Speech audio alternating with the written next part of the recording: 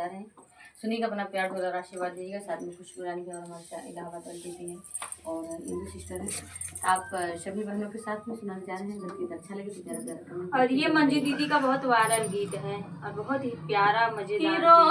डोलिया पकड़ के मोर बीरनवा भैया ना रोवै, डोलिया पकड़ के मोर बीरनवा भैया ना रोवै, डोलिया पकड़ के मोर बीरनवा भैया ना भैया ना बीरनवा भैया ना बीरनवा भैया ना बीरनवा भैया ना रोवै, डोलिया पकड़ के मोर बीरनवा भैया ना रोवै, डोलिया पकड़ के मोर बीरनवा भैया ना पापा मोर यारे रोवै, चाचा मोर अंगनवा मोर मयरिया रोवै ना बाबाजी दुआरे रोवै, चाचा मोर अंगनवा मोर मयरिया रोवै ना मोर मयरिया रोवै ना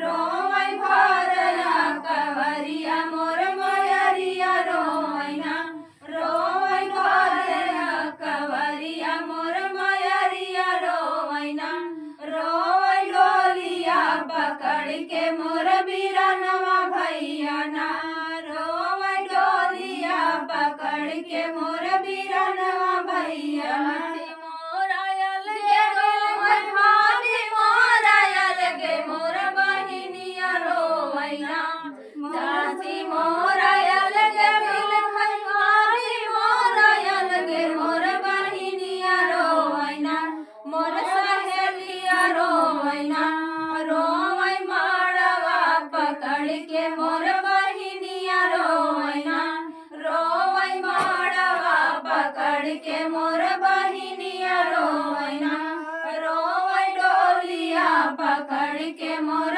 बीरनवा भैया ना। बार बार बहुत